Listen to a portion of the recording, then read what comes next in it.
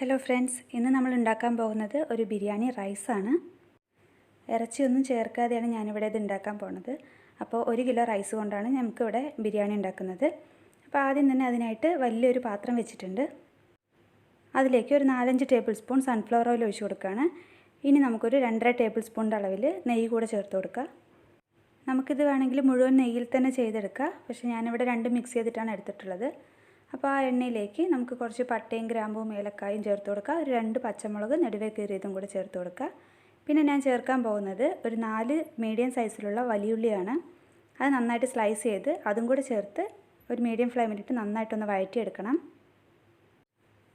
ഇനി നമുക്കൊരു കൈപ്പിടി നിറയെ പുതിന ഇലയും കുറച്ച് മല്ലിയിലയും കൂടെ ചേർത്ത് കൊടുക്കുക. സവാള ചേർത്ത് നന്നായിട്ട് ട്രാൻസ്പെറൻ്റായിട്ട് വരുന്ന സമയത്ത് നമുക്ക് കുറച്ച് ചെറിയുള്ളി ചേർത്ത് കൊടുക്കുക. അപ്പോൾ ചെറിയുള്ളി ചേർക്കുമ്പോൾ നമ്മുടെ ബിരിയാണിക്ക് നല്ലൊരു സ്മെല്ലായിരിക്കും. ഞാനിവിടെ ഒരു 12 ചെറിയുള്ളി ഒന്ന് ചതച്ച് വെച്ചതാണ്, അതും കൂടെ ചേർക്കുന്നുണ്ട്. പിന്നെ ഇതിലേക്ക് നല്ല എരിവുള്ള 1/2 ടേബിൾ സ്പൂൺ മുളക് പൊടിയും 1 ടേബിൾ സ്പൂൺ കാശ്മീരി ചില്ലി പൗഡറും കൂടെ ചേർക്കുന്നുണ്ട്. അപ്പോൾ കളർ കിട്ടാനായിട്ടാണ് ഞാൻ കാശ്മീരി ചില്ലി പൗഡർ ചേർത്തത്. പിന്നെ നമുക്ക് 2 ടേബിൾ സ്പൂൺ ഇഞ്ചിയും 2 ടേബിൾ സ്പൂൺ വെളുത്തുള്ളിൻ്റെയും പേസ്റ്റും കൂടെ ഇതിലേക്ക് ചേർത്ത് കൊടുക്കുന്നുണ്ട്. ഇനി ഈ ഇഞ്ചിൻ്റെയും വെളുത്തുള്ളിൻ്റെയും എല്ലാം പച്ചമണം പോണത് വരെ ഒരു മീഡിയം ഫ്ലെയിമിലിട്ട് നന്നായിട്ടൊന്ന് വഴറ്റിയെടുക്കണം. ഇനി നമുക്കിതിലേക്ക് 5 മീഡിയം സൈസിലുള്ള തക്കാളി സ്ലൈസ് ചെയ്ത് വെച്ചതും കൂടെ ചേർക്കാം. പിന്നെ ഞാനിതിലേക്ക് റെഡിമെയ്ഡ് ആയിട്ടുള്ള ഒരു മസാലകളൊന്നും ചേർക്കുന്നില്ല. ഞാനൊരു 2 ഇഞ്ച് വലിപ്പത്തിലുള്ള പട്ടയും ഒരു 5 ഏലക്കായും 5 ഗ്രാമ്പും കൂടെ നന്നായിട്ട് അരച്ച് പേസ്റ്റാക്കിയതാണ്. ഇതും കൂടെ ചേർത്ത് ഇതിൻ്റെ എല്ലാം പച്ചമണം പോണത് വരെ നമുക്കൊന്ന് വഴറ്റി കൊടുക്കാം. തക്കാളിയെല്ലാം നന്നായിട്ട് ഉടയുന്നത് വരെ നമുക്കിതുപോലെ ഇളക്കി കൊടുക്കണം. ഈ സമയത്ത് നമുക്കിതിലേക്ക് ആവശ്യത്തിനുള്ള ഉപ്പും കൂടെ ചേർത്ത് കൊടുക്കുക. ഒരു 5 മിനിറ്റ് ഇതുപോലെ നന്നായിട്ട് ഇളക്കി കൊടുത്തുകൊണ്ടിരുന്നാൽ നമ്മുടെ തക്കാളിയൊക്കെ നന്നായിട്ട് വെന്ത് ഉടഞ്ഞു കിട്ടും. ഈ സമയത്ത് ഒരു 4 വലിയ ടേബിൾ സ്പൂണിൻ്റെ അളവിൽ തൈര് കൂടെ ചേർത്ത് കൊടുക്കുന്നുണ്ട്. അധികം പുളിയില്ലാത്ത തൈര് വേണം ചേർത്ത് കൊടുക്കാനായിട്ട്. ഇനി ഒന്നുകൂടെ നന്നായിട്ട് ഇളക്കി ഈ സമയത്ത് ഒന്ന് ഉപ്പൊക്കെ ചെക്ക് ചെയ്ത് നോക്കാം. ആ സമയം കൊണ്ട് ഞാനിവിടെ ജീരകശാല അരി നന്നായിട്ട് കഴുകി വെള്ളം പോകാനായിട്ട് മാറ്റി വെച്ചിട്ടുണ്ട്. ഇപ്പോൾ തക്കാളി എല്ലാം നന്നായിട്ട് ഉടഞ്ഞു വന്നിട്ടുണ്ട്. ഇനി ഇതിലേക്ക് നമുക്ക് ആവശ്യത്തിനുള്ള വെള്ളം ചേർത്ത് കൊടുക്കാം. ഞാനിവിടെ ഒരു പാത്രം അരിക്ക് 1.5 പാത്രം വെള്ളം എന്ന അളവിലാണ് ചേർത്ത് കൊടുക്കുന്നത്. ഇനി നമുക്ക് പാത്രം നന്നായി അടച്ച് ഫ്ലെയിം നന്നായിട്ട് കൂട്ടി വയ്ക്കണം. അപ്പോൾ വെള്ളം നന്നായിട്ട് തിളച്ച് വരട്ടെ. ആ സമയത്ത് നമുക്ക് കഴുകി മാറ്റി വെച്ചിരിക്കുന്ന അരി കൂടെ ചേർത്ത് കൊടുക്കുക. അപ്പോൾ നന്നായിട്ട് തിളച്ച് കഴിഞ്ഞതിന് ശേഷം ഫ്ലെയിം ഒന്ന് കുറച്ച് വെക്കണം.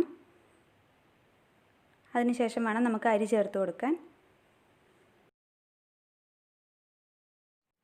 അരിയും കൂടെ ചേർത്ത് കൊടുത്ത് ഇത് നന്നായിട്ടൊന്ന് മിക്സ് ചെയ്തെടുക്കുക.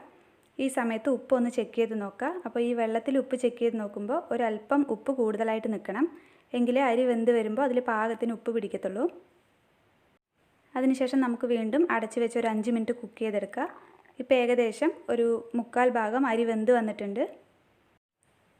ഈ സ്റ്റേജിലെത്തുമ്പോൾ നമുക്ക് ഒരു അരമുറി നാരങ്ങൻ്റെ നീരും കൂടെ ഇതിലേക്ക് ചേർത്ത് കൊടുത്ത് നന്നായിട്ടൊന്ന് മിക്സ് ചെയ്തെടുക്കുക. അപ്പോൾ നിങ്ങൾക്ക് ആവശ്യമുണ്ടെങ്കിൽ ഈ സമയത്ത് 2 ടേബിൾ സ്പൂൺ നെയ്യും കൂടെ ചേർത്ത് കൊടുക്കുക. പിന്നെ കുറച്ച് മല്ലിയിലയും പുതിന ഇലയും കൂടെ ചേർത്ത് നന്നായിട്ടൊന്ന് മിക്സ് ചെയ്തെടുക്കണം. ഇപ്പോൾ ഏകദേശം നമ്മുടെ റൈസ് ഇവിടെ 90% വരെ കുക്കായിട്ടുണ്ട്. ഇനി ഇത് നന്നായിട്ടൊന്ന് പ്രസ് ചെയ്ത് ലെവൽ ചെയ്ത് കൊടുത്തതിന് ശേഷം അടച്ച് വെച്ച് ഒന്ന് ദം ചെയ്തെടുക്കുക.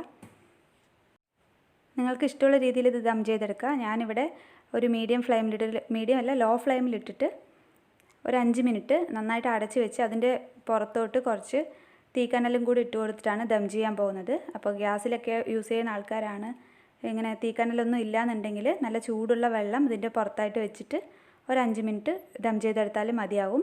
അത് കഴിയുമ്പോൾ നമ്മുടെ ടേസ്റ്റി ആയിട്ടുള്ള ബിരിയാണി റൈസ് ഇവിടെ റെഡി ആയിട്ടുണ്ട്. ഇത് കുട്ടികൾക്ക് ലഞ്ച് ബോക്സിലൊക്കെ കൊടുത്തുവിടാൻ പറ്റിയ നല്ലൊരു ഐറ്റമാണ്. അതല്ലാതെ കുറച്ച് ചിക്കൻ കറിയൊക്കെ ഉണ്ടെങ്കിൽ ഇത് നല്ല ടേസ്റ്റായിട്ട് തന്നെ കഴിക്കാനും പറ്റും. ഗസ്റ്റൊക്കെ വരികയാണെങ്കിൽ പെട്ടെന്ന് തന്നെ റെഡിയാക്കാൻ പറ്റുന്ന ഒരു സൂപ്പർ ഐറ്റമാണ്. അപ്പോൾ എല്ലാവരും നിങ്ങളിത് ട്രൈ ചെയ്ത് നോക്കണം. ഞാനിവിടെ നമ്മുടെ നാടൻ ചിക്കൻ കറിയും കുറച്ച് ചില്ലി ചിക്കനും കൂടെ ആയിട്ടാണ് ഇത് സെർവ് ചെയ്തത്. നല്ല ടേസ്റ്റായിരുന്നു. നിങ്ങളും ട്രൈ ചെയ്ത് നോക്കിയിട്ട് കമൻറ്റ് ബോക്സിലൂടെ എന്നെ അറിയിക്കണം. അപ്പോൾ വീണ്ടും പുതിയൊരു വീഡിയോയിലൂടെ കാണുന്നത് വരെ ബൈ ആൻഡ് താങ്ക് യു.